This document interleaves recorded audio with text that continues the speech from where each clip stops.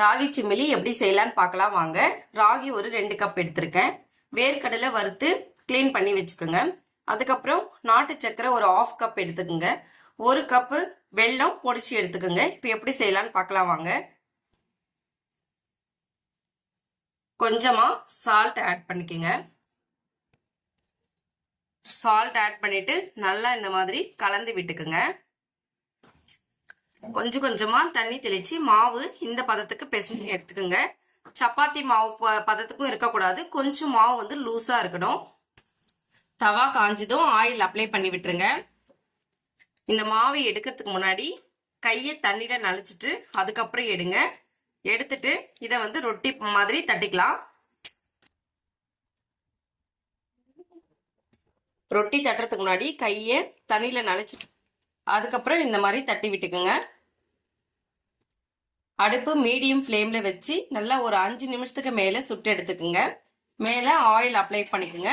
2 பக்கம் திருப்பி போட்டு வேக வச்சு எடுத்துருங்க. இந்த மாதிரி 2 பக்கமும் நல்லா வெந்து வரணும். எல்லா சப்பாத்தியும் இந்த மாதிரி சுட்டு எடுத்தாச்சு. கொஞ்சமா சூடு ஆறுனதும் இந்த மாதிரி சின்ன சின்ன பீசஸா பண்ணிக்கோங்க. ஒரு மிக்சி ஜார்ல சின்ன சின்ன பீஸா கட் பண்ணி வச்சு ரொட்டி துண்டை சேர்த்துருங்க.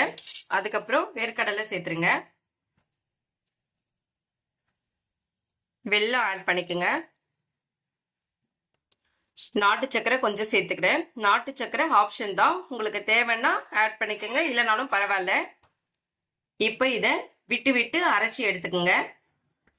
எல்லாத்தையுமே அரைச்சி எடுத்தாச்சு. ஃபர்ஸ்ட் வந்து பல்ஸ் மோட்ல விட்டு அரைச்சிக்கோங்க. அதுக்கப்புறம் ஃபாஸ்டா வச்சு அரைச்சி எடுத்துக்கோங்க. கையில கொஞ்சமா நெய் தடவிட்டு இந்த மாதிரி உருண்டை பண்ணி எடுத்துக்கோங்க. உங்களுக்கு எந்த சைஸ் வேணுமோ அந்த சைஸ் பண்ணிக்கோங்க.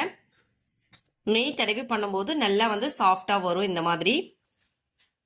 இப்போ ஹெல்த்தி ஸ்நாக்ஸ் ரெடி ஆயிடுச்சு. நீங்களும் இதே மாதிரி ட்ரை பண்ணி பாருங்க. ஈவினிங் ஸ்நாக்ஸ்க்கு ரொம்ப நல்லா இருக்கும். நீங்களும் இதே மாதிரி ட்ரை பண்ணி பார்த்துட்டு எப்படி இருக்குன்னு கமெண்ட் பண்ணுங்க. இந்த ஸ்நாக்ல அயர்ன் கண்டென்ட் ரொம்ப அதிகமாக இருக்கு. நீங்களும் ட்ரை பண்ணி பாருங்க, ரொம்ப நல்லா இருக்கும். தேங்க்யூ.